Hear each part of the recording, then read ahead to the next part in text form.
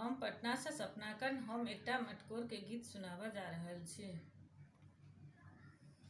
सगर समय बाबा ध्यानो ने देलनि, बैसाख ठानल विवाह हे। सगर समय बाबा ध्यान ने देलनि, बैसाख ठानल विवाह हे।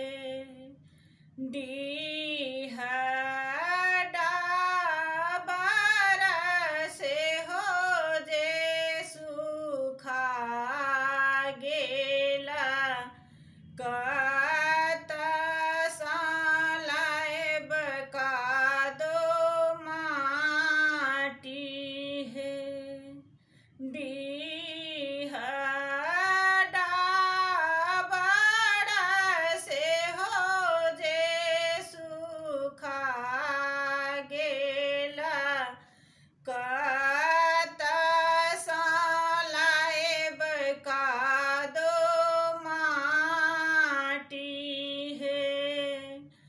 गंगा कत सा माटी मंगाएब, तखन चूल्हा ठोकब हे।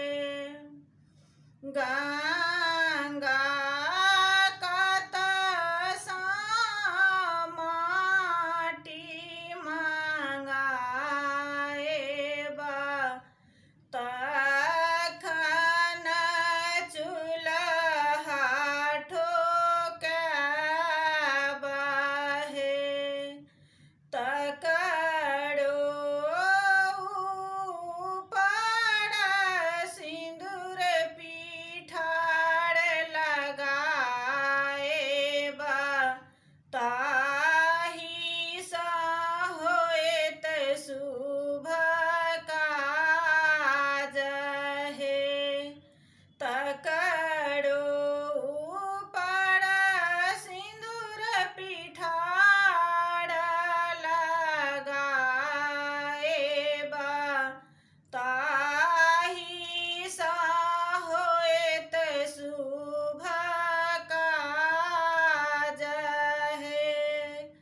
सगर समय बाबा ध्यानो नहि देलनि, बैसाख